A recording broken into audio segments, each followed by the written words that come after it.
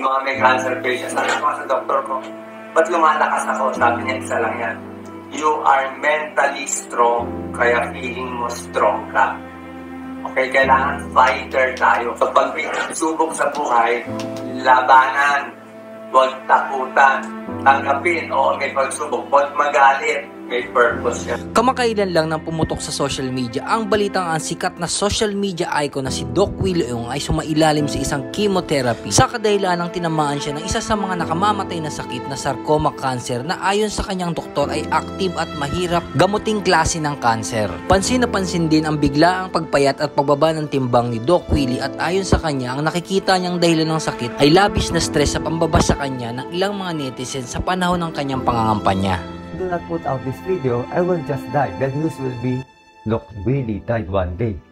He did not tell his followers. He lied to his followers. I owe it to the Filipino people to be honest to them. I owe it. Mahal na mahal na mahal na mahal na mahal na mahal na mahal na mahal ko kayo po lahat. I think I got all this pain from negative thoughts, negative emotion, from all the hurt, from all the bashing I got from the 2022 vice presidential campaign. I got so many bashing. If you pray for me, I think I will get well. If you keep on bashing me, I think I will die. Nag-rounds na ba? Nag-rounds na yung doktor ko. Sabi ko, tinulat ko lahat ng symptoms ko. Pag malala, may gamutan. Pero pag hindi mo, nandugo ko sa loob ng blood vessel. Mababa protein ko. Saka mayroong bukol na kalaban. Pa ngayon.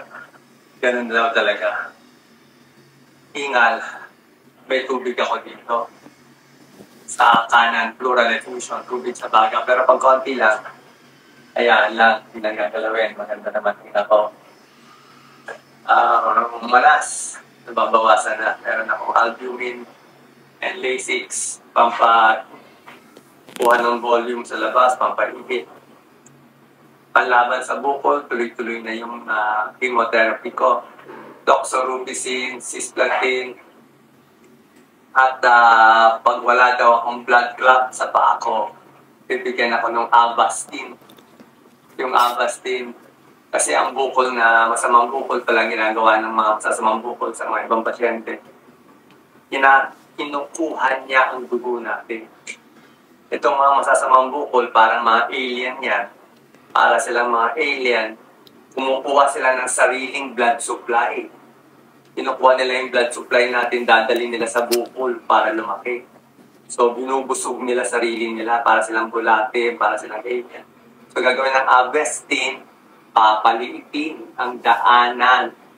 Papaliitin ang daanan ng blood vessels nila. Ibig sabihin, gugutumin yung blood supply nila. So, mabibigay sa atin kung wala kang blood clot. Pag-check mo na kasi may manasap. Anyway, those just our medical